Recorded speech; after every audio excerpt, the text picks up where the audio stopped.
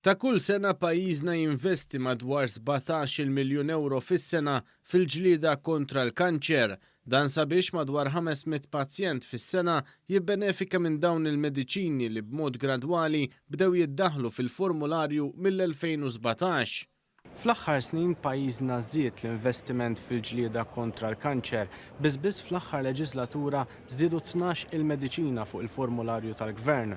U għal dan il-Viċi President tal-Kumitat Speċjali għal ġlieda kontra l-kanċer Sara Serdas kellha biss kliem ta' tifħir. I need to highlight Malta's response in regards to cancer treatment and accessibility to treatment, and that's something that we need to follow suit across the rest of the Union. F'intervista li One News għamel mal-Europarlamentari Portugiża Sara Serdas fil-Parlament Ewropew hija spjegat kif Malta għandha sservi ta' eżempju għal kumplament tal-Istati Membri Ewropej sabiex b'mod kollettiv l-Unjoni Ewropea tibqa' tħarrex il-ġlieda kontra l-kanċer u tkun ta' sostien għal pazjenti li jkunu qed jissiltu kontrih.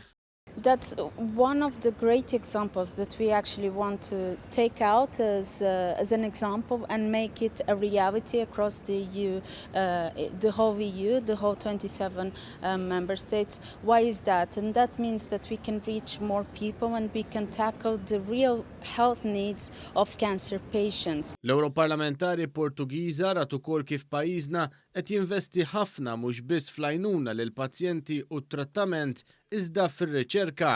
Qalet kif din għandha tkun it-triq il quddiem sabiex jinstab iżjed trattament effettiv kontra il-kanċer.